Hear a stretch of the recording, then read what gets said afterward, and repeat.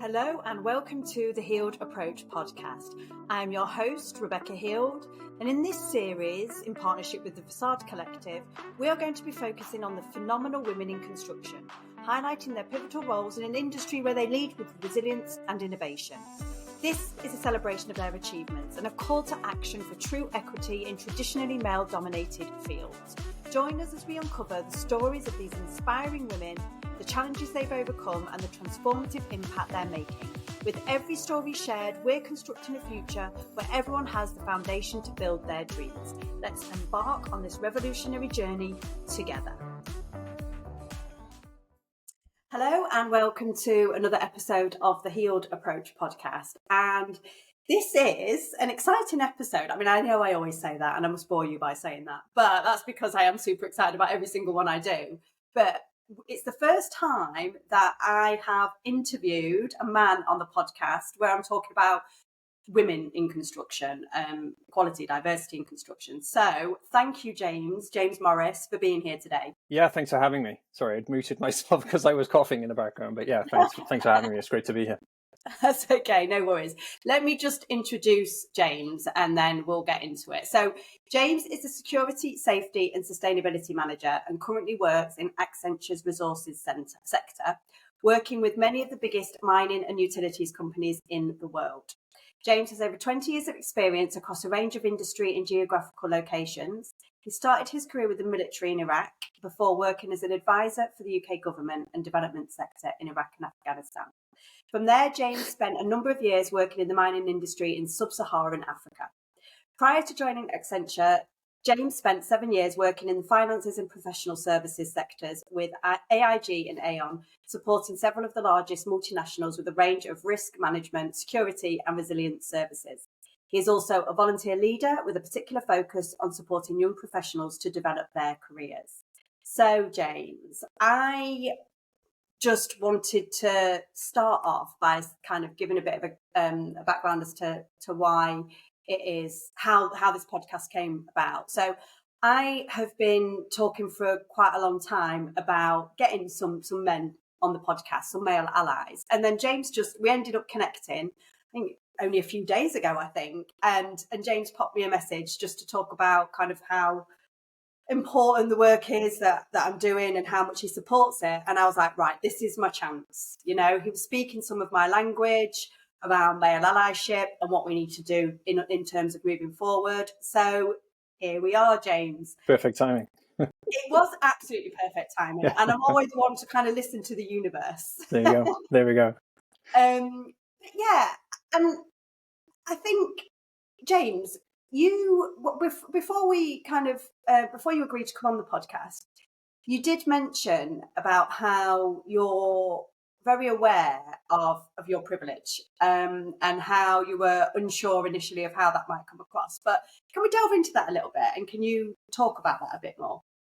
Yeah, absolutely. So firstly, thanks for having me on. It's great. I mean, the podcast that we could do is amazing. So really, really happy to be here and to talk about the subject. And it is something I'm really passionate about. The thing that I struggle with when talking about diversity, inclusion, equality, allyship, all of those subjects is the fear of should I talk? Is this a subject that people actually want to hear me talk about? And frankly, people need to hear me talk about.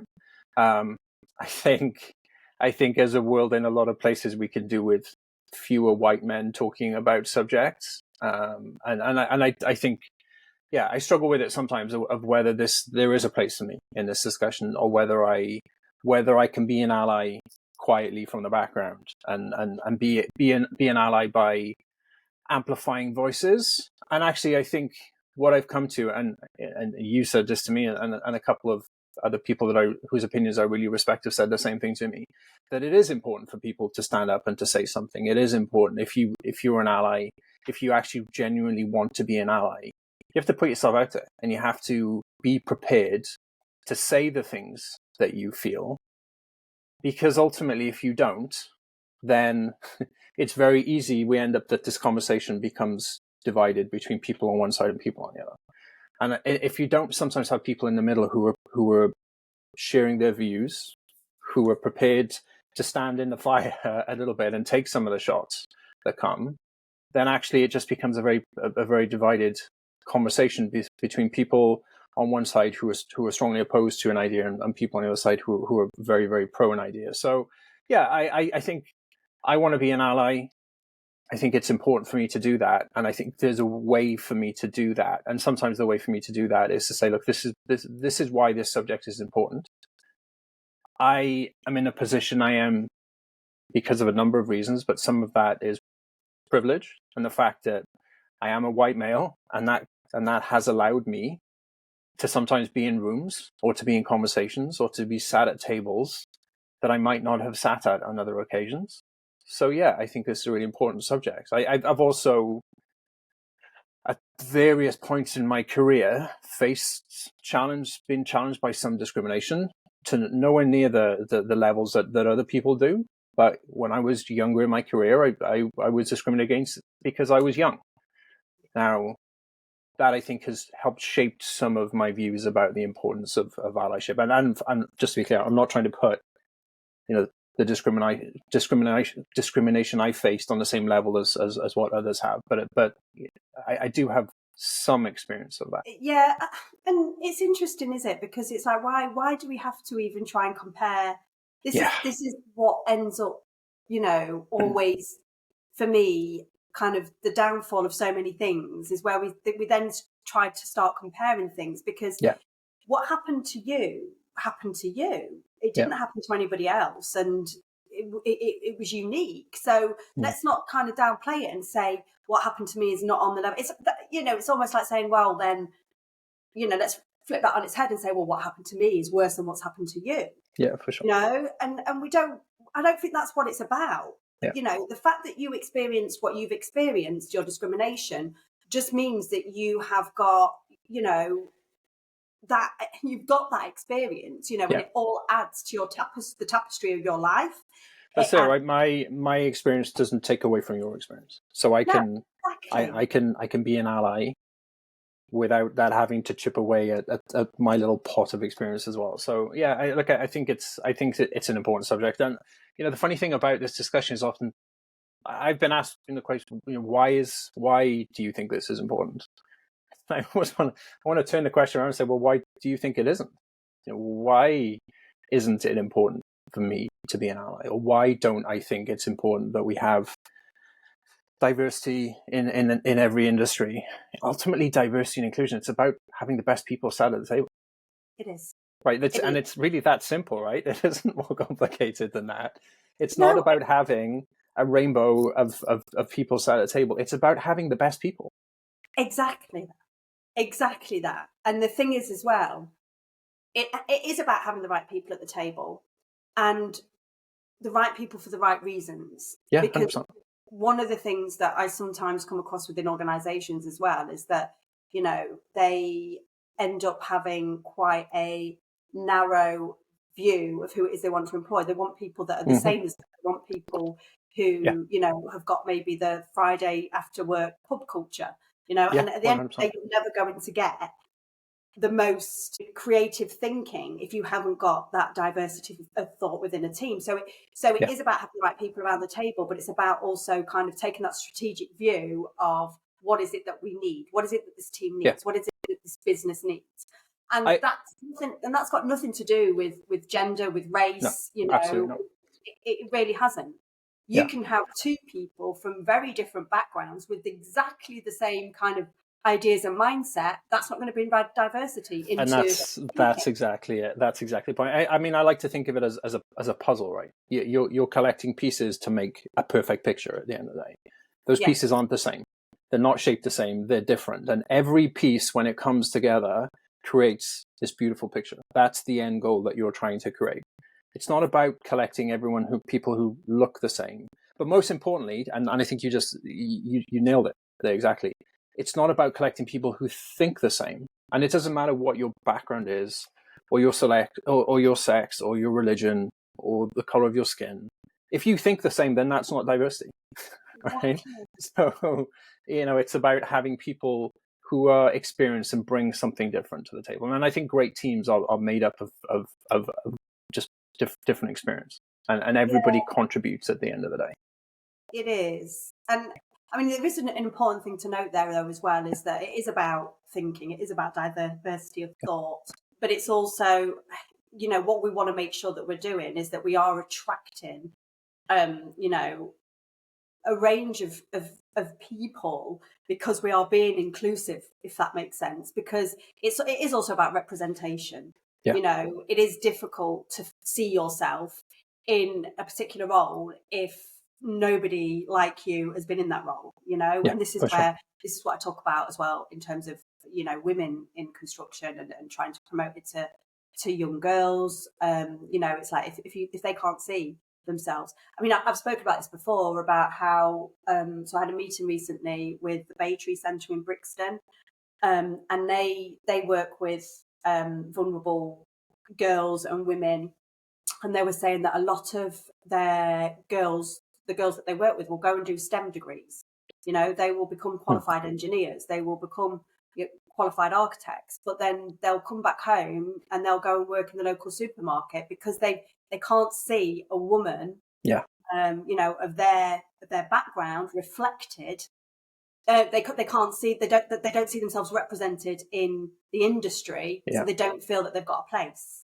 So it is it's not a simple, okay, it's just about having more women, it's just about having different cultures. It's not as simple or as straightforward as that. And I think we need to be having these open conversations to getting people to see that, and to stop making it difficult, and to start just reconnecting with us all being human, and needing that ability to connect and feel that we are safe and represented, but also that we're going to be accepted in terms of the way that we want to do things.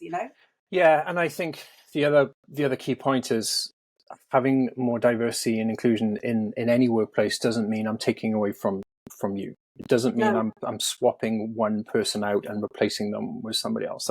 It's just about opening the door to everybody. So it's actually about opening a door wider and getting the best people. And you're obviously focused on the construction industry. I've worked in a couple of industries that are very heavily male dominated or quite macho environments. So the military being one, mining being another. And those are industries, and mining in particular is an industry that has been historically quite reluctant to change. And some of that is particularly from people who have been in the industry for 20, 30, 40 years. And part of that, I think, comes down to this fear that, well, you're just trying to replace me. You're trying to get rid of me. So, I could never get through that door now because you've closed it to people who look like me. And actually, it's not. No, that's not it at all. We've just opened the door wider for people who haven't had the opportunity in the past. And I think the conversation now has just become about fear. And we obviously discussed this a little bit a couple of days ago when we were chatting. But the piece about fear is you're trying to get rid of someone who looks like me. And and unfortunately, the conversation is now so polarized that it's going to take a long time to change that. And I think some people will never change because that's the approach now. You're getting rid of me. You don't want people who look like me. But actually, it's not. It's about making sure that everyone has an opportunity. And I think, ultimately, if we're trying to get the best companies and do the best work, why would we close the door to some of the best potential and not even invite them to the room? Or you have an idea in your head that somebody who looks a certain way, or you employ a woman, so she has to be the HR director or the head of comms. It's like you're ticking a box and you're saying we've achieved diversity because we've got 2 female candidates, but actually, you're not creating opportunities for young female professionals to rise to the ranks. You're not creating an opportunity for the female to be a CEO or to be a COO or frankly to take any job that she's capable of doing.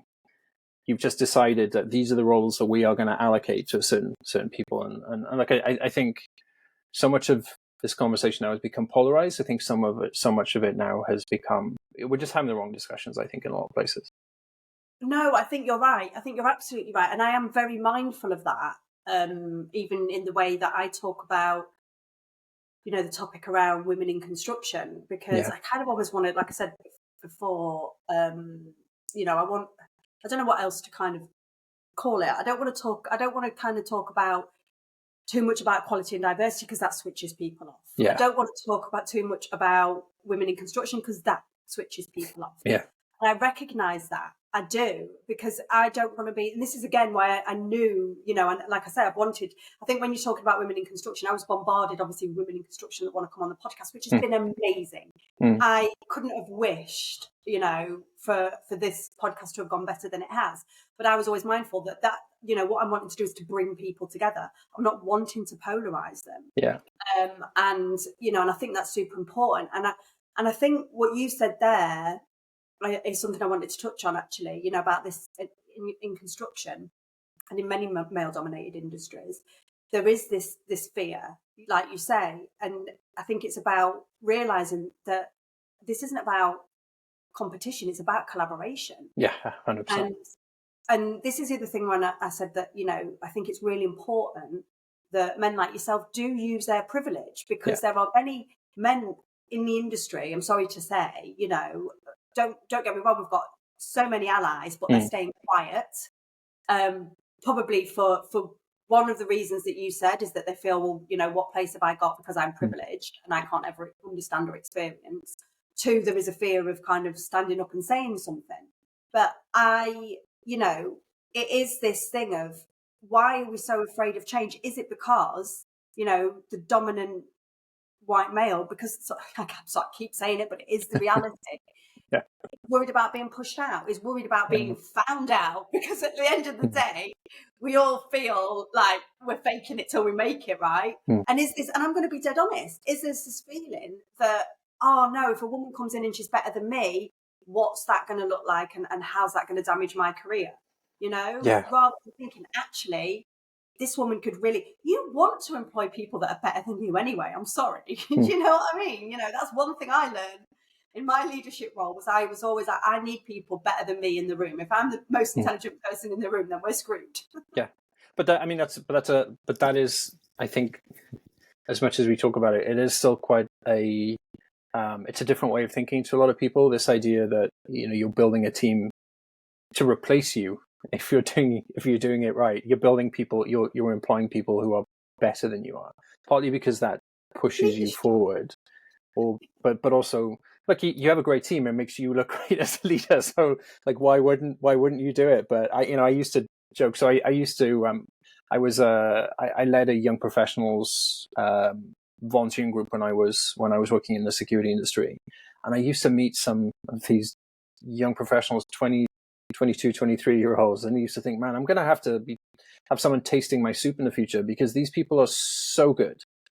And they're going to replace me. They're going to, you know, but actually that made me want to be better at my job as well, because I knew that if I wasn't good enough, there was this just like whole line of people who were going to replace me. And it was a challenge, but a challenge that I embraced. But there is that fear piece as well, right? Because if you think, I've been doing this for so long, I can't change now. I'm like long in the tooth. I'm closer to retirement than they are to start of my career. This is all I've done. This is all I've ever known. And suddenly there's this fresh cohort of people coming through or pushing me. It's like, man, that's scary. And if they look different to me, and if I feel, or if I'm led to believe, or I'm being encouraged by other people to believe that actually they're being given opportunities that I never had, and there is a ladder that's being put so they can rise, then I'm going to act with resentment. So it's a lot just to unpack in that thing there. But I think, you know, the fear is real, but the fear comes from a place of a bit of insecurity, I think. Yeah, I'm glad you said that, because I was going to say that the fear comes from a lack of something lacking, some kind of self-esteem, some kind of self-awareness. That's why whenever I work with organisations, you know, I always try to incorporate some kind of mentoring or coaching. Unfortunately, the ones that don't want it are usually the ones that need it the most. But anyway, you know, because there is that as a leader, you've got to constantly be doing that personal development and that leadership on yourself, because that is what makes you good at what you do. 100%. You know, it's not your technical skills as a leader, you know, and I learned that, you know, I remember when I first ended up in my first leadership role, and it was in education, and to begin with, I felt like I had to have all the answers. I had to do everything. And, yeah. I had to be the one that would get in and kind of, I really had to prove myself. And don't get me wrong, there is an element of, you've got to be willing to do what you're asking your people to do, of course. Yeah. But I then found, and I was terrified. I remember employing somebody. So my background's in teaching. I was never a head teacher, but I remember employing somebody who used to be a head teacher. And I had to really dig deep into my own insecurities when I did that, because I was like, right, she's going to be like so much better than me. She's going to want to take my job. Do you know what I mean? And obviously I did overcome that. And my God, she was absolutely amazing. And she was the best appointment I ever made.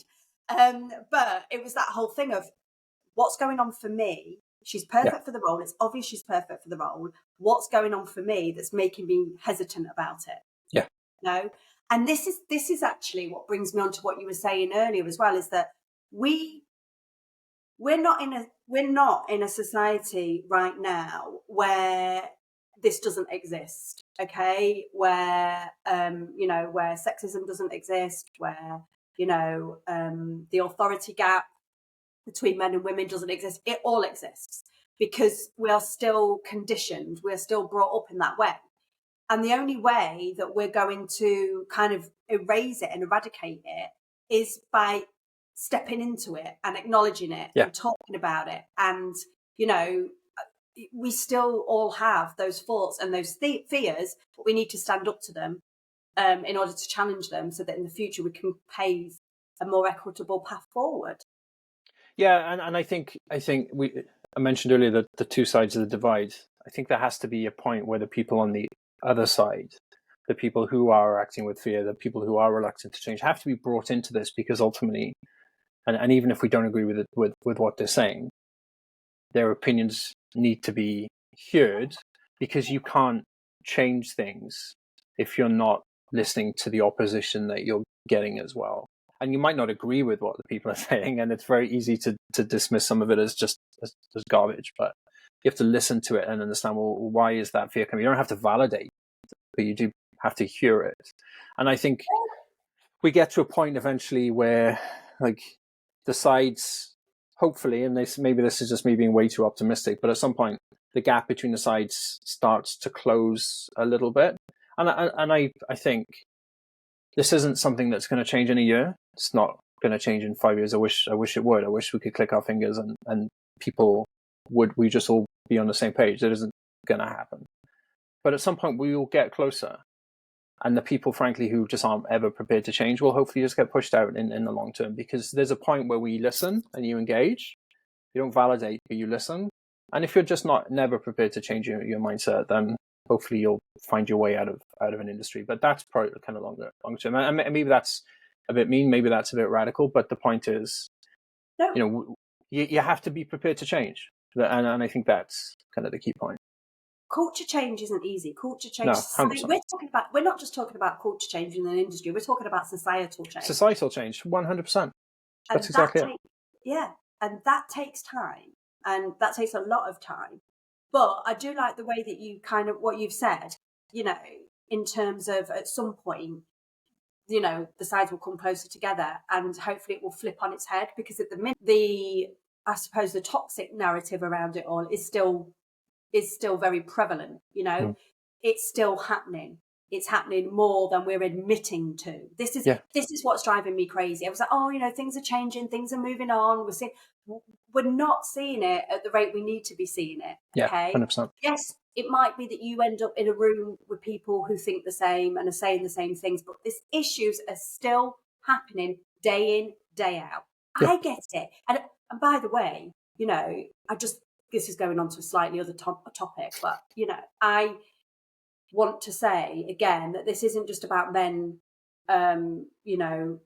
holding women back. This is about women holding themselves back and holding each other back too. Yeah, 100%. I can categorically say that women have held me back more than men throughout my career. And like I've heard that from other senior women, to say that there's almost this mindset, well, I had to battle through an environment that was totally opposed to me, and people threw obstacles in my way.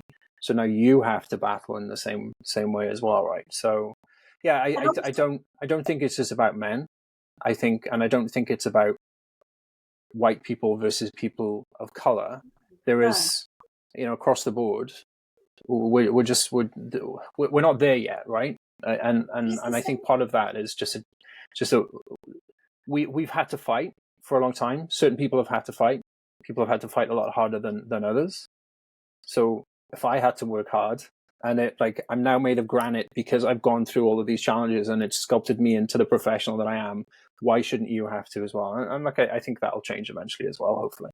well, it's interesting you say that, because that's the reason. But I just wanted to go back as well, because I do want to say as well, we're talking about, we're talking about patriarchy. We're talking about, kind of men being fearful of letting women in. But I think it's the same, for women being fearful of letting younger, smart women in as well, because they're fearful that they've fought so hard that somebody who hasn't fought so hard might end up coming in and pipping them to the post. And, and it's really, really normal and okay to have those thoughts and those feelings because of the way that we've been brought up, but it's not okay to ignore them and continue. You've got to challenge them.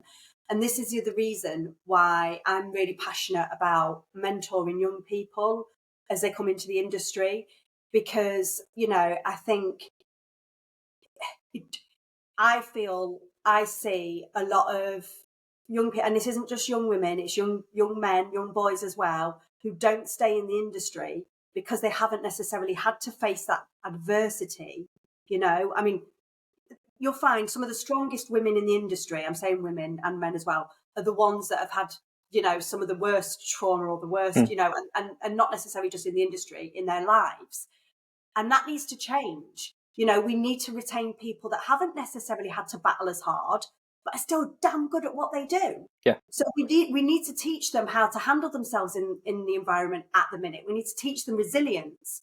We need to teach them all of those skills so that we can keep them. It's a two-way thing. We need to change the culture. We need to soften the culture, which I think is what will happen if we get more women. But then we also need to, at the same time, encourage and develop the skills of young people as they come in so that we keep them there. Yeah, and I think for better or worse, however you want to look at it, there are generational changes, there are generational differences, and people coming into the workforce now have different backgrounds. They've grown up differently. When I grew up, the internet wasn't a thing. It's just so the world has changed, and I think as a result, people coming into the workforce are different, and we have to embrace the differences. And I'm not saying for 1 second that the difference is bad, but it is different. So if you're only ever stuck in this mentality of how I did it, what I did, the people who are like me, who think like me, are right, then well, there's no diversity. You're just not getting new people coming into the industry. You're not creating an environment. And again, this has got nothing to do with gender, and this has got absolutely nothing to do with frankly any personal differences. It's just about thinking that not everyone thinks the same. Not everyone has the same background. Not everyone has grown up the same way. And that's okay. That's fine. But I mean, like you, I'm really passionate about supporting young professionals. But I think to do that well, you have to accept that young professionals are different to you, because the world is different. So it's just natural that they are. Absolutely. We've got to see the strength in that. 100%. It's this whole thing of, it wasn't like that in my day, and it's but is that a bad thing? And that's a good thing. People live longer than they did when I was a kid. There are lots of things that are different. Yeah. Young professionals coming in have skill sets that I wish that I had. That the tech savvy is such an easy thing to touch on, but it is the reality, right? There are young professionals come into the industry who do things, who know things better than me. And frankly, are much more worldly than I was when I was that age, because where I grew up, I didn't travel a lot. They just have different experiences. Yeah. But the world is different, so why wouldn't they? You know what? For any progress, for anything, there's always going to be good and bad. There's going to be positives, there's going to be negatives. Okay, like you say, things are different, but it doesn't mean to say we're always making progress as well as society. Yeah. We've got to remember that, and it's not always a bad thing at all, and what I Do you know what I've realised? And I realised this when I listened to the podcast that I did yesterday or the day before. I say you know so much. Sorry, I'm you know. No worries. But I need I need to do some personal development around my presentation skills. But I just want to, before we kind of wrap it up, how does all of this, because this is kind of where I'm going a little bit with it, but how does all of this link to sustainability? Like, I mean, I think it depends on your definition of sustainability, but I think sustainability, a little bit like DEI, has become a dirty word. Particularly if you swap sustainability and talk ESG, it's just a dirty term. It's a dirty word, and it's been hyper politicized. It's wokeism, or But ultimately, sustainability is about managing risk, and it's about creating an environment that is better than you found it. Yes. Right. So, whether that's the local environment, whether that's people you work with, whether that's the communities you interact with. Sustainability is about making the world better. And that sounds really woo-hoo up in the clouds. What is better? We're going to save the world. But it's about making things as good, if not slightly better, they were when you first came along. And ultimately, the negative approach and the negative mindset to things like DEI and ESG are very similar, right? They are driven by fear of people who think that means I'm going to be excluded. And actually, that's really not what it's about. It's about sustainability is about having everybody involved and getting the best from it, and trying to minimize the negative and trying to minimize the harm. That sounds really technical. It sounds almost like accounty, very, very bookish, but it's not, because it's really simple. It's about making things better. And this is what I think so many of us have lost, is just that bringing it back to basics. Whenever I work with an organisation, I think they're usually quite surprised at how I get a lot of resistance initially, because this is going to be hard work. It's like, actually, I'm going to make things so much easier. I'm going to strip things back. I'm going to help you see what really matters and stop getting caught up in the stuff that doesn't. I said it again. But it's this thing. You said, oh, yeah, it's almost like I sound a bit woo-woo. But we need to get over this as well. Yeah. We need to get over this fear of sounding woo-woo or pie in the sky or, like we can't talk about the things because, again, we've been conditioned to kind of really focus on what is tangible, on the evidence, on what we can get our fingers on. Do you know what I mean? Yeah. But at the end of the day, relationships aren't something you can measure easily. Yeah. Sustainability isn't something you can measure, in the way that we think we can. But if you think about some of the things in particular right now that are really politicized, that are really like, you have one view or you have another view, and the gap between those two views are wild. So that's DEI, ESG, climate change, politics. I think a lot of the division just comes down to this idea that change is going to make it harder for me. Yeah. Like what you really want me to do is change my life. You don't want me to fly. You don't want me to eat burgers. You don't want me to work in the construction industry. You don't want me to drink wine. You don't want me to vote for somebody because their views are bad. A lot of it is this idea that the world is changing faster than I'm comfortable with it changing, and that's a bad thing, because I'm going to end up out of work, or I'm not going to recognize the world that I live up in. I grew up in a coal mining town, or close to a coal mining town, and that was hard for people who all they knew for their entire lives and all their families had knew was coal mining, and suddenly that was gone, right? And the world had changed really quickly, and I kind of see evidence of that now in a lot of these discussions, where it's people, this is all we knew. This is the world that we knew. This is the world that we were told was good. And now you're telling me that world can't exist anymore. Like, I'm going to fight against that, because I'm fighting for myself and for my future. And actually, it's really not. Like, DEI is about creating better companies and better teams and better environments. Stopping climate change is about making a better world. ESG is about leaving things better than they were when you found them, and making people safer and happier and healthier. Like, change is good, but it can be uncomfortable, and it's the uncomfortable bit that I think people are really stuck. And I couldn't agree more.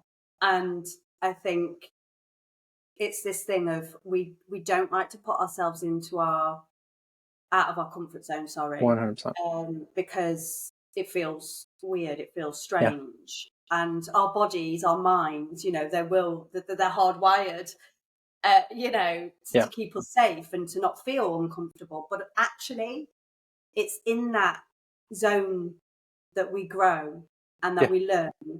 And we shouldn't be so resistant, like you say, to the change. We shouldn't be so resistant to moving forward, because 9 times out of 10, it's always better the other side.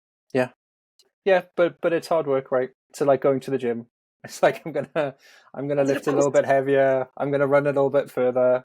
Like, change comes in that zone of discomfort. But it hurts for a little bit when you wake up in the morning and your legs hurt, or your chest hurts, or your back hurts, or whatever. Those things, that discomfort. I've learned to really lean into difficult situations. My legs are absolutely killing me today. My PT did, ruin me yesterday. My legs, whoa. But it's like, got that, and I'm thinking, do you know what? That means that, and I'm not saying that I don't think necessarily that, having really bad DOMs is a good thing, and it doesn't always mean that you've done, but it's kind of thinking about, that's feedback. That's feedback to say that I've trained hard. Just like being in your, out of your comfort zone and feeling a bit icky. It's feedback again. It means you're growing and you're pushing yourself. And I've really learned, every time there's an obstacle, or every time there's some adversity, or every time I feel like I've done something wrong, instead of beating myself up and trying to keep myself small about it and not learning from it, I'm trying to lean into things. And I think that's what we need to be doing. That's what we need to be encouraging people to do, is just to flip their mindset on this stuff. Yeah. And that little endorphin release, right? That post-workout bit, that when you've gone through the bit, wow, this is making me uncomfortable, and you survive it, you get a rush from that. It's that feeling of, okay, I've challenged myself, I've pushed myself a little bit harder, and I do feel better for it. But it doesn't always feel like that in the first instance. So. No, it doesn't, but that's not a bad thing. Yeah, of course. It's feedback. Well, thank you so much, James. I feel like there's so much more we could talk about. We might need to do as part 2. But I'm so super proud, if that's the right word, I don't know, but just happy that you've come on the podcast and you've spoken openly about this, and hopefully it will encourage more people to be, because I do know that we've got so many allies in the industry. It's just that they're not always willing to step up because of probably stuff that they've got going on in their own minds about it all, or maybe they feel that they don't want to get involved because perhaps as women in the industry we're not saying enough about how we want you to be involved. And I think that's the other thing, though. Unless we talk together, unless we all get in a room, nobody's going to know, what it's like for somebody else and what we want from each other. That's and that's just you just said something that's so important for me, is not knowing what other people want. Like, if you don't know, ask the question. How can I help? How can I be an ally? And I've had some really great coaches in that as well. So I've been really lucky in that respect as well. Assumptions and fear are the things that we need to overcome. Well, thank you so much. Can you let people know where they can connect with you, where they can learn more about you, James? Yeah, so I'm on LinkedIn. That's about, I think, the only forum that I'm on. James Morris, work at Accenture at the moment. So if you search me, hopefully you'll find me on LinkedIn. Look, I'm really happy to have this discussion. I think it's really important. If anyone wants to chat more, very happy to do so. If there are other male allies who want to chat, then please reach out. I read a great quote this morning talking about politics, and the quote was, "Staying out of politics really is a privilege," and that stuck with me, because actually I think if I want to be an ally, I got to put myself out there a little bit, and choosing not to put myself out there is actually privilege, and I'm not using the privilege to the advantage for others. So very happy to chat more about this. Please reach out to me. More than happy to talk and keep this conversation going anytime. So thanks again for having me. It's been really great. Thank you. And thank you, anybody who is listening. Please, if please, if what James said has struck a chord, make sure that you do go have a conversation, check him out. Also, please make sure that you leave us a 5-star review and that you share the podcast across your platforms, because the more people that we can reach, the better. And thank you so much for listening, and I'll see you here next time. Also, actually, sorry, if you are an ally who wants to come on the podcast, make sure that you also get in touch. Okay, thanks ever so much. And that's a wrap. Thank you so much for joining us in celebrating the trailblazing women in construction.